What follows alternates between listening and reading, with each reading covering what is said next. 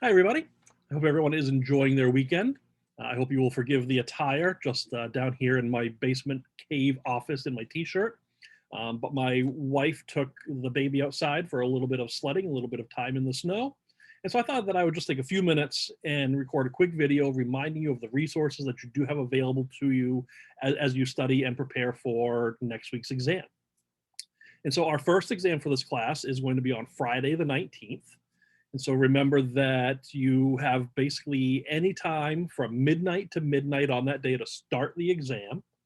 Once you do start the exam, you'll have 2 hours to complete the exam from the time that you start. You will not be able to pause the exam and then come back to it later on and still have that count. In other words, you can't work on it for an hour, leave for 2 hours, and then come back and have that extra hour. It doesn't work that way. You'll have 2 hours once you begin the exam. So make sure that you are blocking off that time so that you can work on the exam uninterrupted. And so as you start to look at studying and preparing for the test, let's just take a look at some of the resources that are available to you. So first of all, from just the course website, if you do go to the exam info page, if you haven't seen this yet, this does give you all the exam dates for one thing, so that might be helpful in just your general prep for the semester. A little bit of general information on exams themselves, and so a lot of this is also right in the syllabus. And so for instance, remember that as per the policy in the syllabus, you cannot take the exam on an alternate day, and there are no exceptions to that. That's just the reality of the logistics of this type of course. However, if for some reason something does happen and you do miss the exam, there is the policy that for any missed exams or really any bombed exams, anything like that, that I will take the average of your other two exams, subtract 10, and that would replace your missed exam.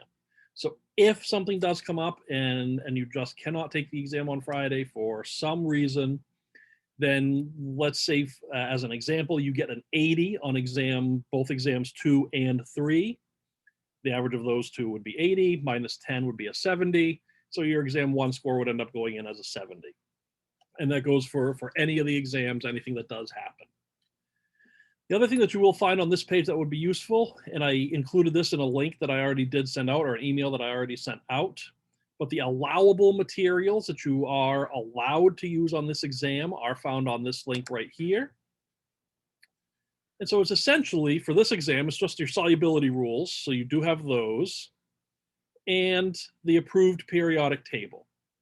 So those are the materials that are approved for you to use on the exam. You are also allowed one cheat sheet. And so one standard piece of paper, 8.5 by 11, handwritten, whatever you want on there. And those are your allowable resources for the test. Now, as you're preparing to study, as you're looking to get ready for the test itself, let's start just by looking at the unit pages. So just down here on the left, just hitting our navigation bar, unit 1 brings you to the 5 main objectives or the 5 main portions of this unit are essential ideas in chemistry, tools of quantitative chemistry, atoms, molecules, and ions, composition of substances, and chemical reactions. And then under those, you see the basic objectives of each of those parts of the unit. If you click on these individually, when we click, for instance, on atoms, molecules, and ions, and hopefully you've seen this already, this shouldn't be a big surprise to you if you've been navigating the website and using it. But when we click on this part of Unit 1, then we see the listing out of the objectives. And then under each objective, these are the tasks that you should have been completing as we went through the unit. And so the sections that you would have that you should have read, any extra videos are linked in this section as well. But really the big thing here to help you prepare for the test is this section here for each of these objectives. Upon successful completion of this objective, you should be able to, and all the different things that are important to be able to do for this unit. Those kind of serve as your study guide. And so as you go through those, any of those that you know how to do, for instance, if you know that you definitely are able to define atomic mass and atomic mass unit, don't spend your time studying that. However, if you're still having trouble calculating average atomic mass and isotopic abundance, then that gives you more of a focus for your studying. That tells you the things that you really need to start to hone in on and to focus on quite a bit. And so those are available for each of the different topics within these units. So we have our essential ideas in chemistry and the three main objectives there, and so forth. Our tools, basically our chemistry math section, composition, and our chemical reactions. So again, clicking on those in the navigation bar brings up these pages, which allows you to see what the big objectives are and what you should be able to do. And so these really also define what I'll be assessing you on. And so in objective 1.5 in chemical reactions, I'm going to be assessing you on your ability to derive chemical equations from a narrative description. In other words, if I give you an equation in words, you should be able to then write an equation for that.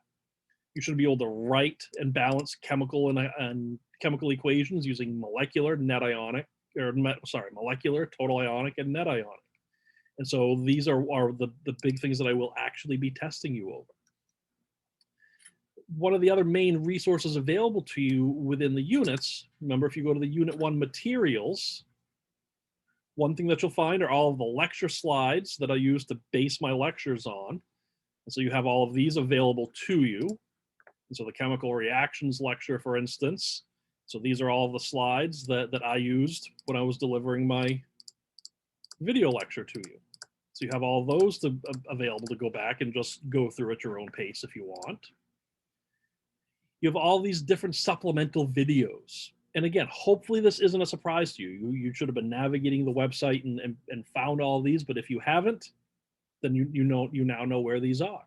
So let's say, for instance, as you were looking through those unit pages, you discovered that you're really still kind of struggling a little bit with oxidation reduction reactions.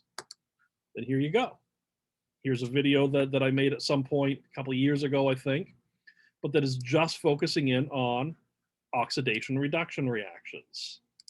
And a lot of these are sort of based on some of the lecture slides as well, but they're a little bit more in depth and really just focused in on individual topics. And so that's something that could definitely assist you when you're studying. There are some various informational handouts on these pages. For instance, our compound naming flowchart that we used. You can find a copy of that right on this page. There's also tons of additional practice. These are all just practice problems with answer keys. The answer keys are either built right in some way. For instance, these isotopic abundance practice have your solutions built right in. Or if they are worksheets that I developed myself, such as parts of this one here, then it has the actual answer key that I've written out to go along with it. And so you have lots and lots and lots of focused practice problems with answer keys available to you. Those are a great study tool. Again, for instance, if you're struggling a little bit just with dimensional analysis in general, how to use it, what's it all about, then you've got some practice problems just focusing on dimensional analysis. Some practice problems just focusing on formulas and names, writing net ionic equations, and so forth. So lots of extra practice for you right on the course website. I've also built a lot of different practice problems right within Chem 101.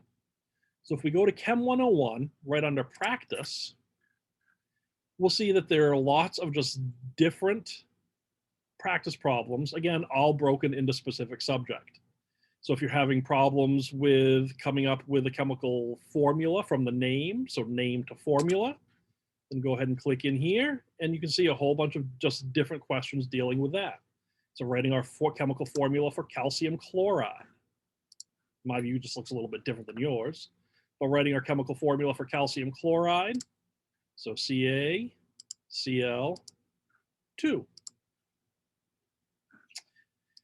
Now these practice problems are a little bit different than the homework in that you have infinite attempts on these, and it's not graded.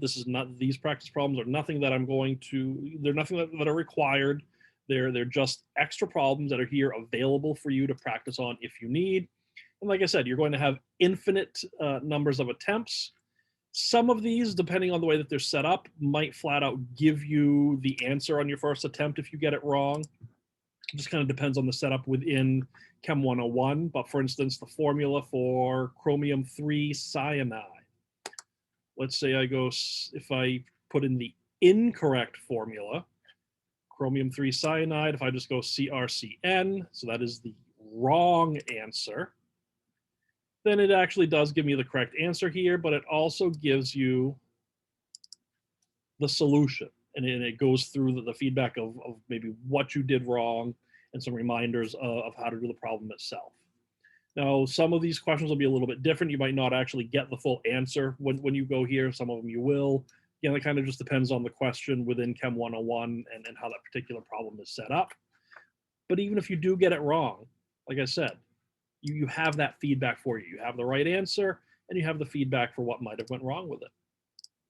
And so there are lots and lots of resources for you. This is going to be a difficult test for some of you, depending on your level of preparation and your level of mastery of the content.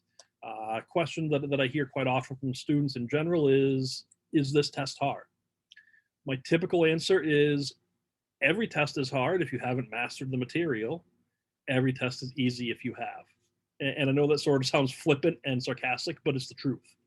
And so the more time that you spend using these resources that I've shown you, the better prepared you're going to be and the better you will perform on the exam. And that should really go without saying, just like in any other class, any other thing in life, the better you are prepared for the assessment, the better you're going to do. So you've got lots and lots of resources available to you. You also have, remember, just the Brightspace page. I've been seeing a lot of, let's just bring that up real quick, but I've been seeing a lot of great discussion happening on that page. And so if you have questions as you're studying, that's an excellent resource for you. It's an excellent place to post your question and see if a classmate gets back to you on that.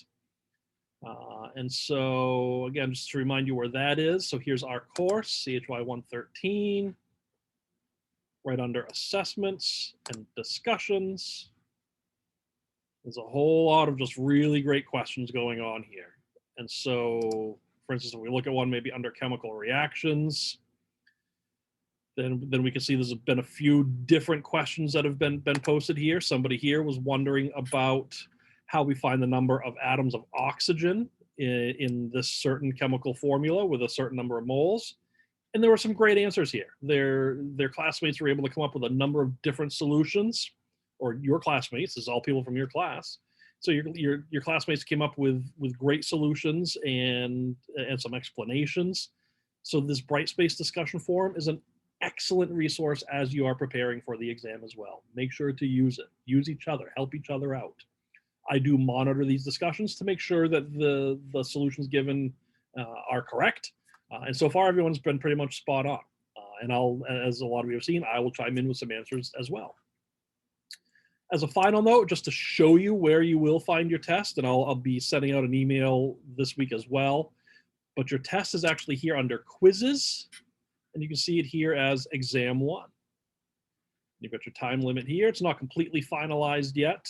You'll see the final due date of 1:59 a.m. the next day, because you can start it anywhere between 12:01 a.m. and 11:59 p.m., and then you have 2 hours. So let's say you do choose to start it just before midnight, you still have 2 hours to complete the exam once you start.